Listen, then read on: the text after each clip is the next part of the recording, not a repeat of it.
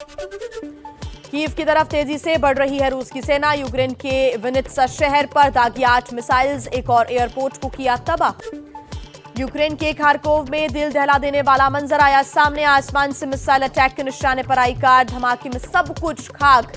पीछे वाली कार के डैश कैम में कैद भीषण हमला।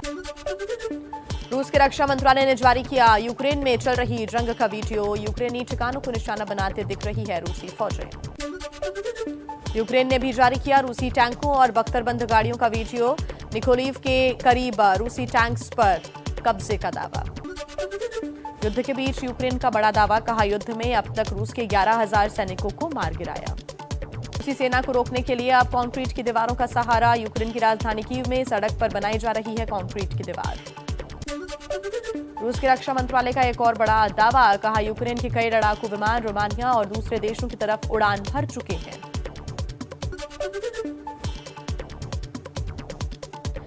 यूक्रेन से भारतीय छात्रों को लेकर एक और विमान मुंबई एयरपोर्ट पर पहुंचा है। ये विमान बुखारेस्ट पहुंचे भारतीय छात्रों को लेकर आया है। मुंबई पहुंचने के बाद छात्रों ने राहत की सांस ली।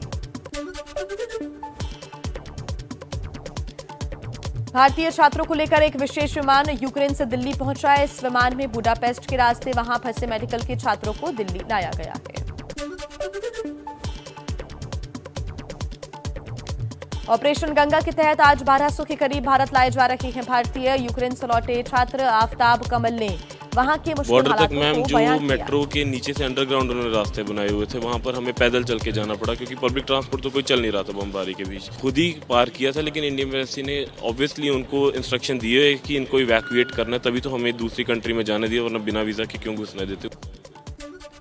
यूक्रेन में फंसे 1200 के करीब भारतीय आज 7 विशेष फ्लाइट से देश लौटेंगे। विदेश मंत्री एस जयशंकर ने ट्वीट करके जानकारी दी है।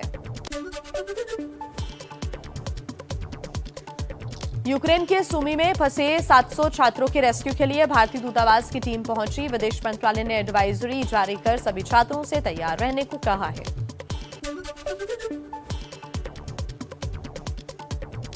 यूक्रेन से भारतीयों को रोमानिया हंगरी के रास्ते से निकालने की कोशिश है जारी। बमबारी से बचकर रोमानिया पहुंचे भारतीय छात्र फुटबॉल खेलकर खुद को सर्दी से बचा रहे हैं। यूक्रेन संकट का दुनिया भर के शेयर बाजारों पर भी असर। भारतीय शेयर बाजार का सेंसेक्स खुलते ही 1450 के बाद 1600 अंक लुढ़का। निफ्टी में भी खुलते ही 450 अंकों की गिरावट दर्ज की जा रही है। आर्थिक मोर्चे पर रूस को फिर बड़ा झटका। वीजा और मास्टरकार्ड ने रूस में अपनी सेवा बंद की। एडोबे ने भी अपना काम रोका।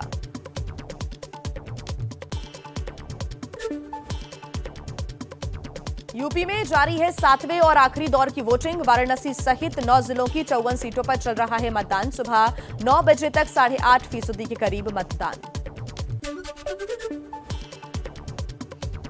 उत्तर प्रदेश के सीएम योगी आदित्यनाथ ने सुबह सुबह गोरखनाथ मंदिर में पूजा अर्चना की। वोटिंग वाले इलाकों के मतदाताओं से वोट डालने की उन्होंने अपील भी की है।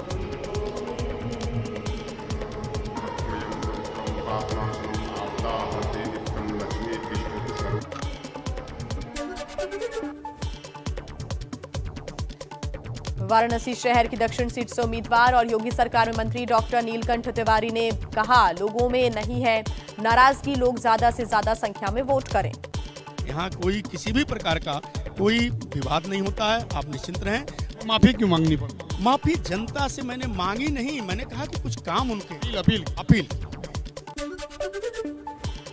मिर्जापुर से बीजेपी विधायक और उम्मीदवार रत्नाकर मिश्रा ने सरस्वती शिशु मंदिर पर बने बूथ पर डाला वोट। रत्नाकर का मुकाबला समाजवादी पार्टी के कैलाश चौरसिया से है। गुंडा राज खत्म किए हैं, जो मैंने विकास कराया, देख लीजिए बिंद कॉरिडोर और तमाम तरह का चेतना सरोवर, पीपा का पुल लाए, कई थे, मतलब तमाम तरह का विकास ही है। यूपी के मंत्री रविंद्र जायसवाल परिवार के साथ वोट डालने के लिए पहुंचे। वाराणसी शहर की उत्तरी सीट से लड़ रहे हैं जायसवाल। कहा, सीएम योगी के कामों पर जनता कर रही है वोट।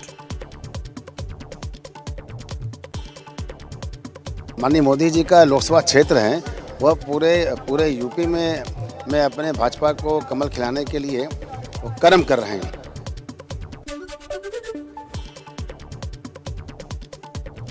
जौनपुर की मल्हनी सीट से जेडीयू उम्मीदवार धनंजय सिंह सुबह सुबह वोट डालने के लिए निकले। थोड़ी देर में मल्हनी के बनसफा बूथ पर वो वोट डालेंगे। इससे आप महसूस कर सकते हैं कि पार्टियां लड़ रही हैं और लड़ेंगे, कोई फर्क नहीं पड़ता। शाम को 6 बजे तक रिजल्ट आपको दिख जाएगा।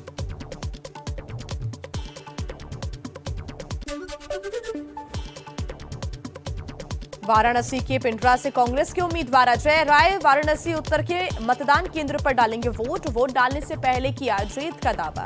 100% हमारे बगैर सरकार नहीं बनेगी और प्रियंका गांधी जी के नेतृत्व में कांग्रेस पार्टी मजबूती के साथ आगे बढ़ रही है। उत्तर प्रदेश में परचम फहराएगी।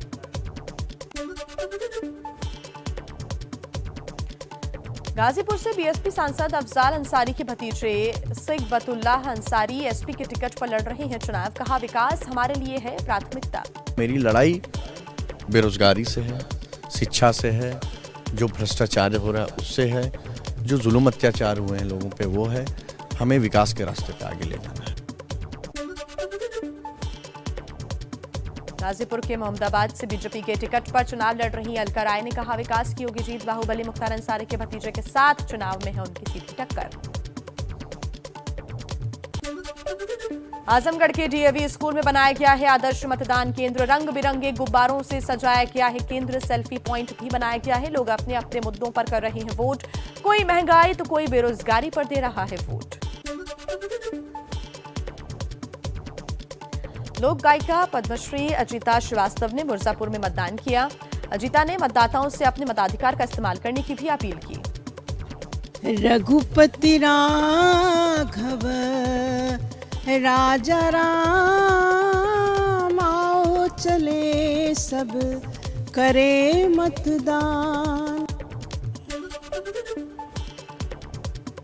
वाराणसी के अलावा चंदौली, भदोही, मिर्जापुर, रॉबर्ट्सगंज, गाजीपुर, मऊ, आजमगढ़ और जौनपुर में शाम 6 बजे तक वोटिंग।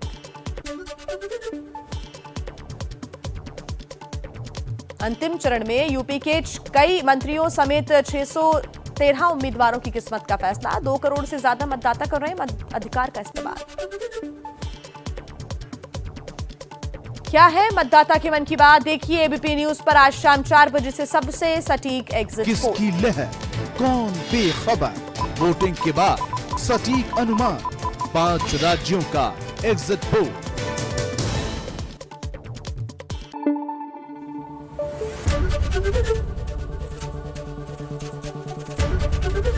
एबीपी न्यूज आपको रखे आगे।